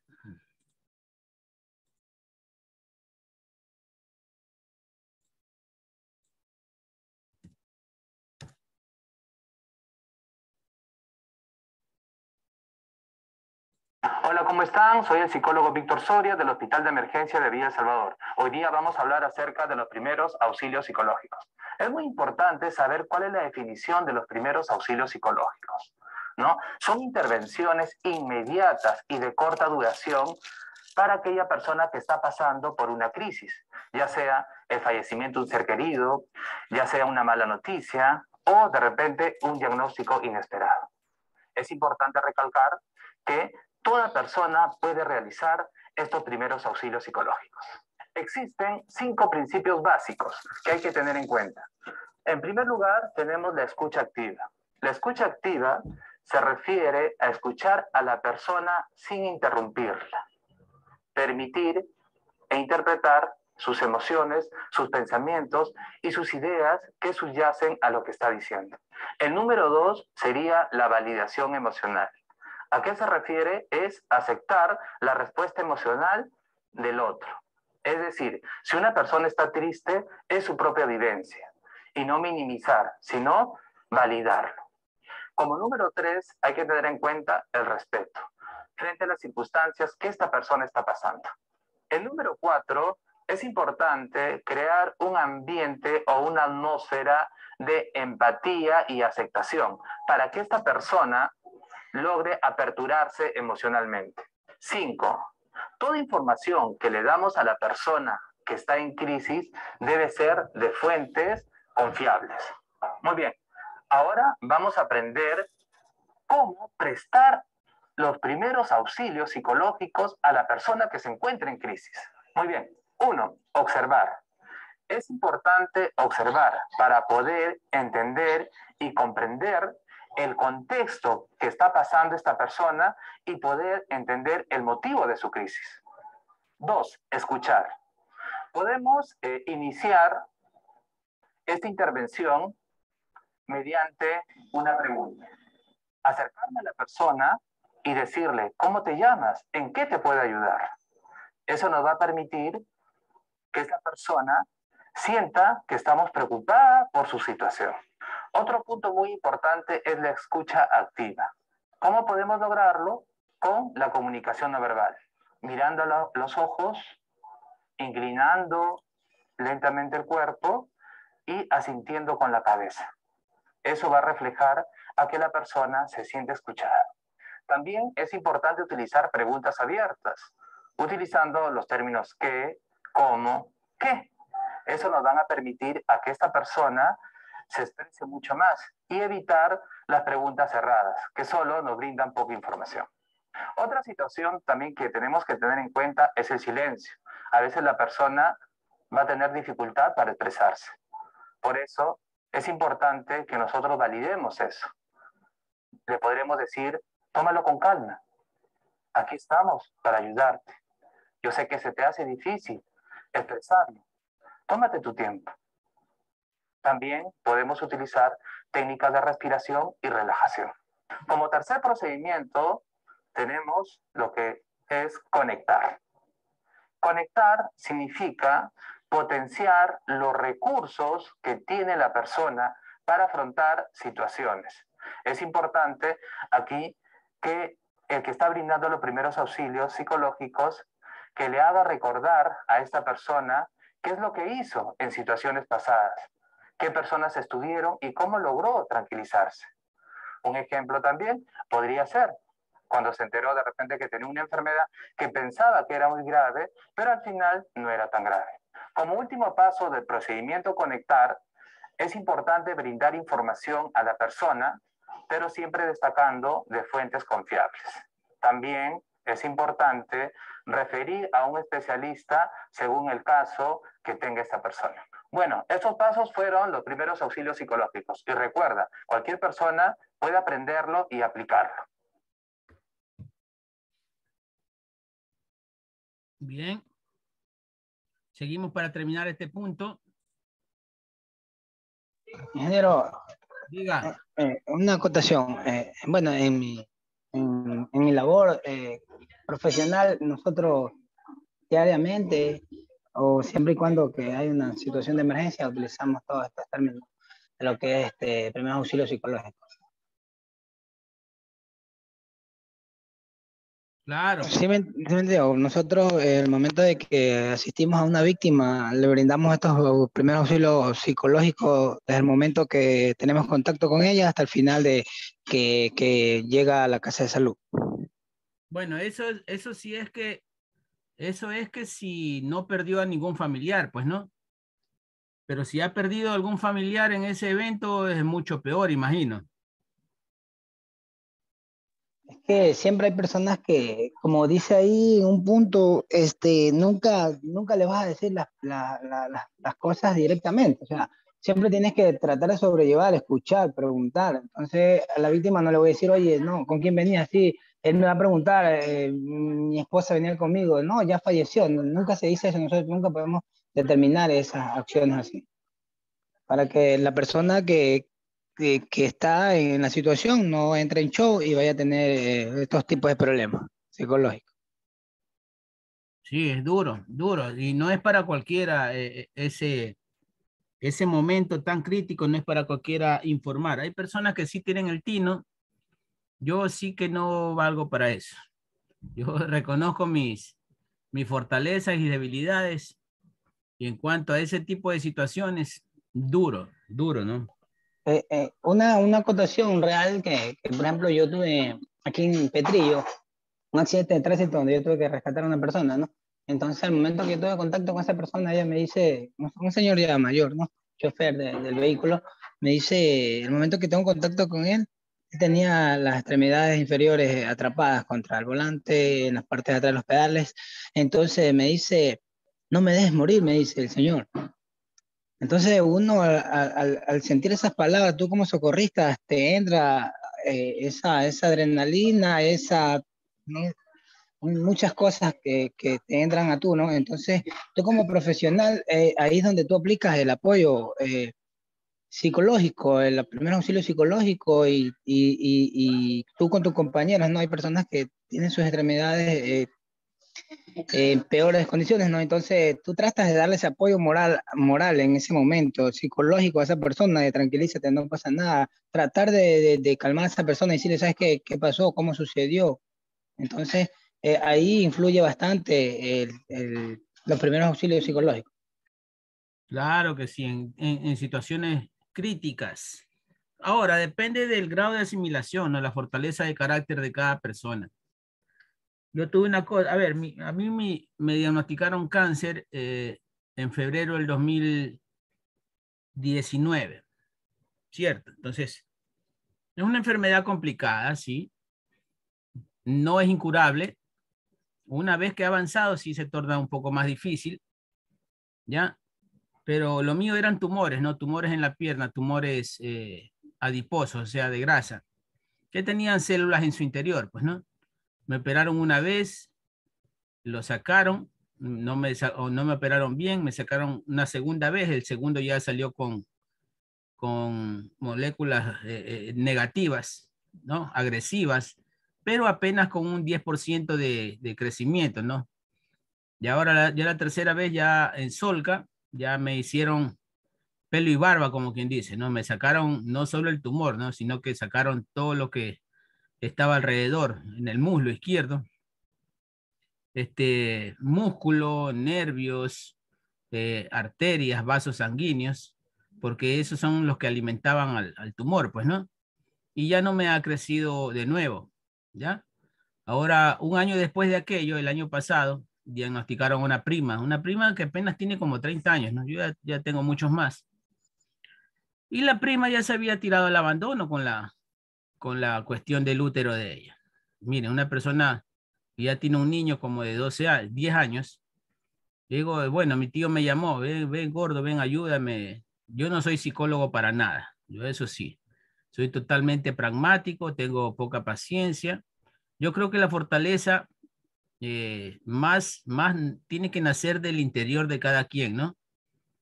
Ya, yo en mis momentos críticos, un buen consejo que escuché alguna vez a alguna persona de que yo admiro, un doctor, me dice, mira, en los momentos críticos de la vida, tú tienes que aferrarte al sentimiento que tienes por las personas que más quieres. ¿Ya? ¿A quién tú quieres más en la vida? Yo indudablemente a mis hijos le digo, doctor, ya, entonces tienes que seguir viviendo por ellos. Aférrate como una balsa en el océano. Correcto. Porque la fortaleza mental es gran, aquí me podrá decir Jorge Caicedo, me podrá decir que es un gran porcentaje de los resultados finales de cómo al final uno resulta de esa desgracia o no, pues, ¿no? Ya, la fortaleza. Entonces yo le digo a mi prima, bueno, esto lo viven miles de personas a diario en el mundo. Yo te pregunto, prima, ¿tú quieres vivir o no quieres vivir? Porque ya me habían dicho que ella de su trabajo en 2 años había reunido una cantidad de dinero, $9,000, y que ya estaba pensando en dejárselo a su hijo de 10 años como herencia, de que ya ella ya no estaba comiendo, de que ya había bajado de peso, o sea, todo lo contrario a lo que debía de hacer para salir de esa situación. Le digo, mira, a tu hijo esa plata le va a durar 2 años. Y de ahí, ¿quién responde por él? Le digo, porque es hasta separada, ¿no? Divorciada del esposo. Entonces, no le va a servir de nada. Más le sirve tú viva. Porque tú viva puedes producir mucho más de $9,000 en lo que te resta de vida. El cáncer de ella era medianamente agresivo. Apenas creo que le extirparon una parte del útero, creo que un ovario.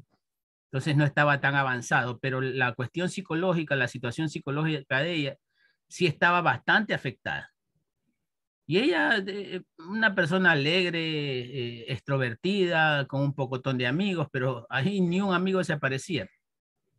Ahí llamaron al corajiento de la familia, que es esta persona que está hablando, al corajiento, a que diga cómo me había ido con mi cáncer. Bueno, yo sí tomé una decisión apelando a lo necio que soy algunas veces, ya, a lo de carácter fuerte. Dije, bueno, yo quiero vivir, yo necesito vivir porque tengo una hija en ese entonces de 5 años, pues no puedo dejarla así a la deriva. Y quiero vivir porque la vida me gusta, pues la vida es bonito vivirla.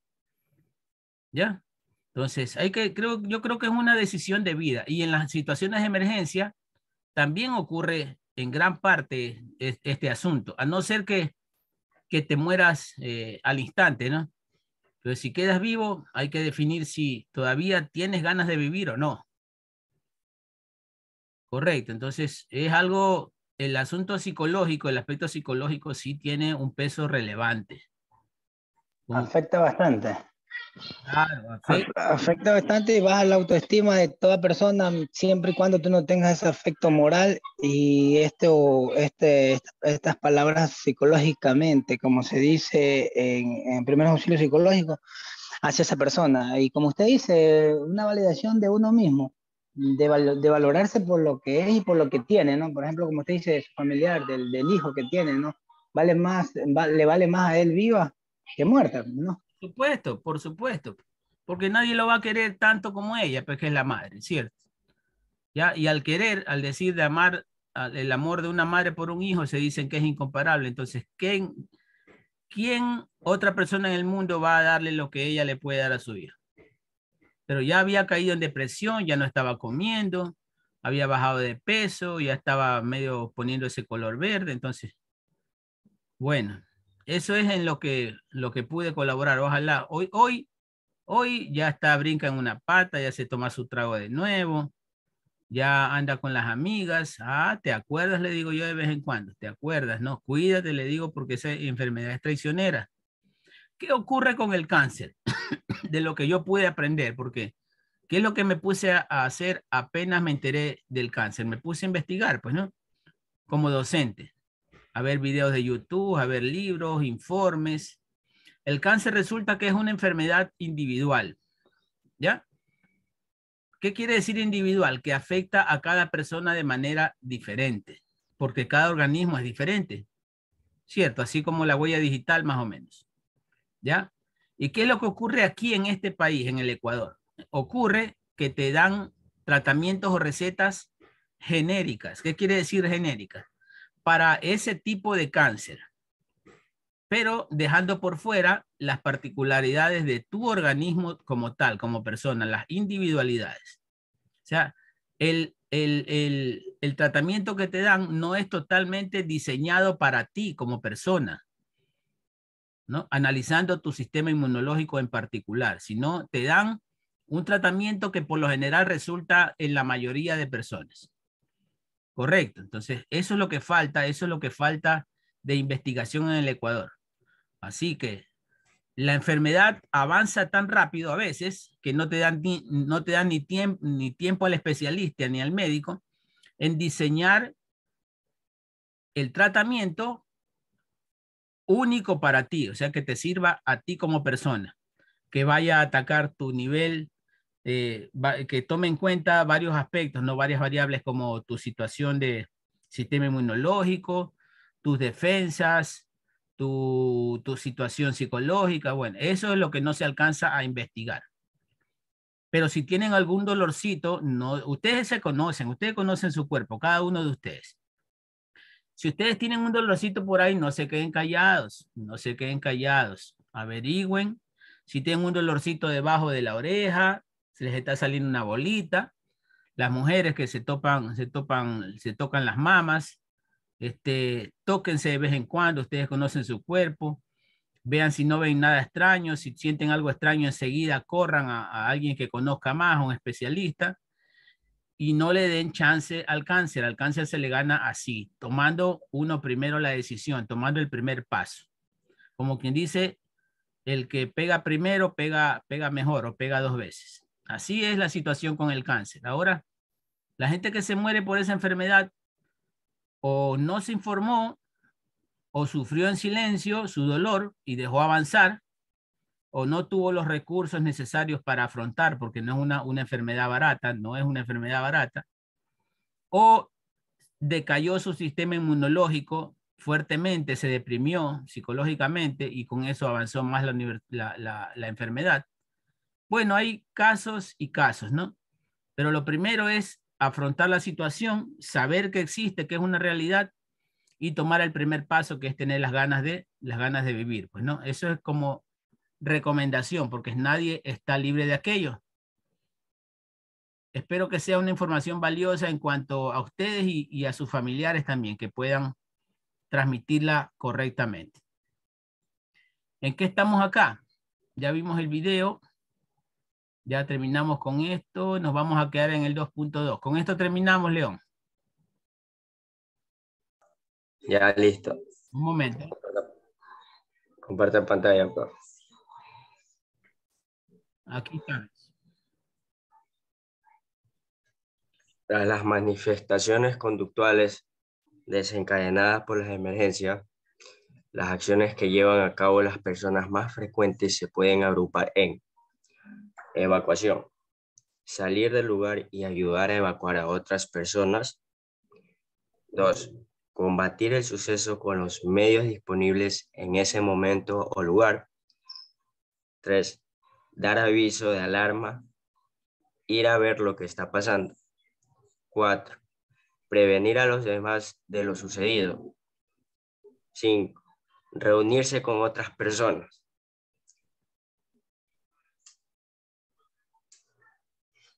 Pero en una situación de emergencia, además de reacciones individuales, también hay manifestaciones conductuales de tipo colectivo, que ejercen influencia en todas las personas implicadas en la misma.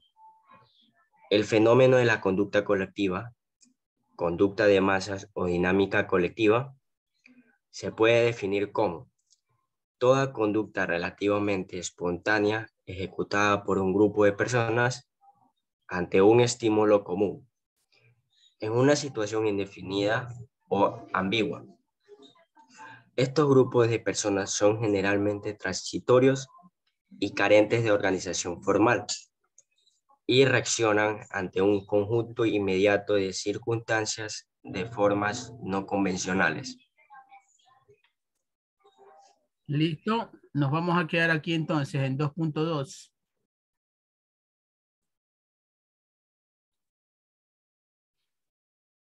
Ya, niños, eso ha sido todo por hoy. Alguien que no haya contestado la lista para ponerle atrás o que sea.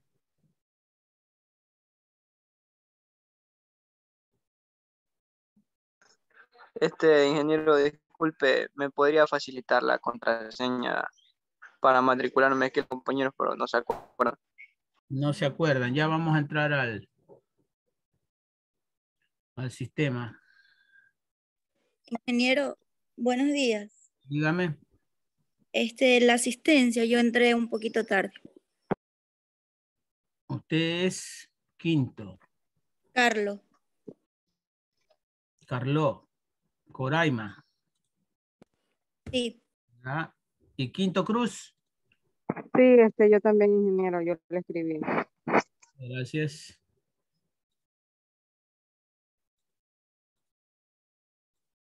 Vamos a entrar a la... Bueno, deje cerrar esto. Cerrar esto.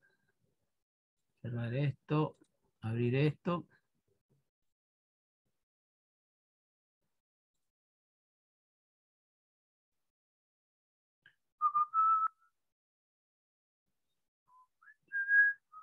¿Va?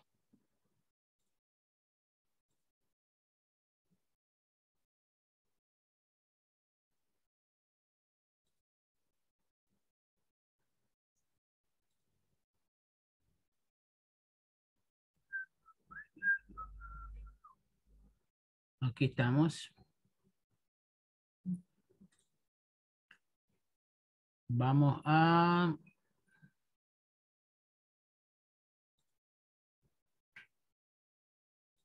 Usuarios.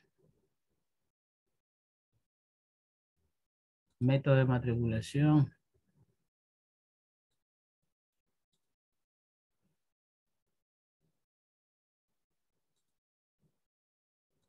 Ahí está la clave de matriculación para el que me la pidió. TMMA-2021-2 S mayúscula.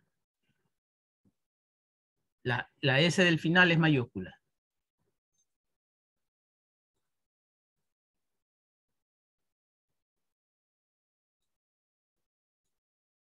¿Quién era que me preguntaba? Yo en general la estoy colocando. Listo.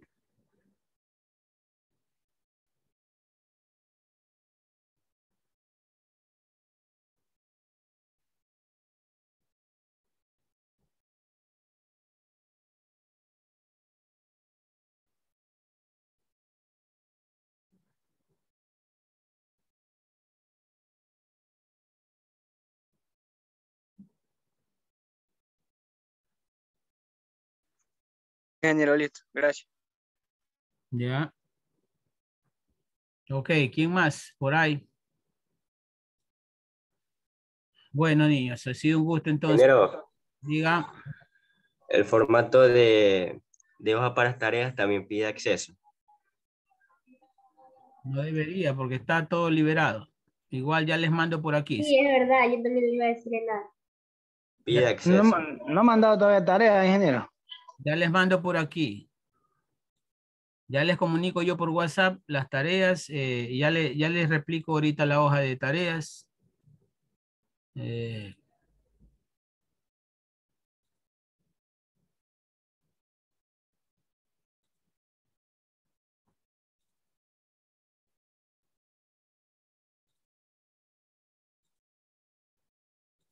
estoy compartiendo en este momento aquí en el chat el formato de hoja de tareas y además les voy a actualizar el contenido para que lo descarguen. Me confirman.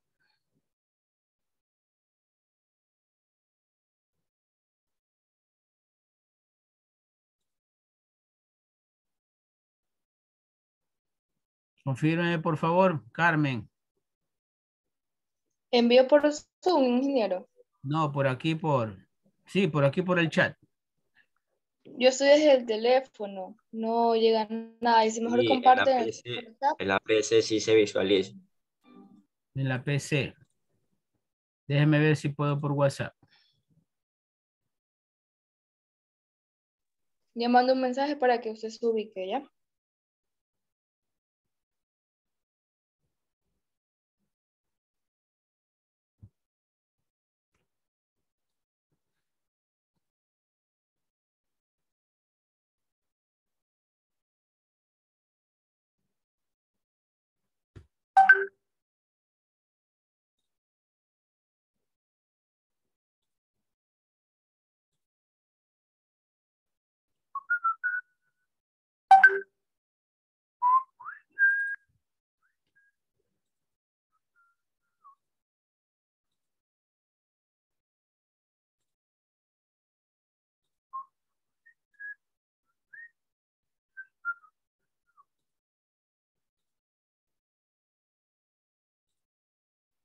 Y le mando 3 documentos más que tengo ahí, libros que les van a servir. No se vuelvan totalmente dependientes de sus celulares. Usen una laptop que tiene mucha más capacidad, mucha más versatilidad. La pueden usar para muchas cosas más.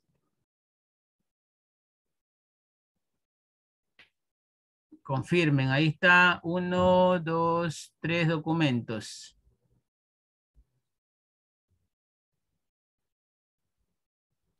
Sí. Ok. Cerramos con esto entonces. Buenos días, pasen bien.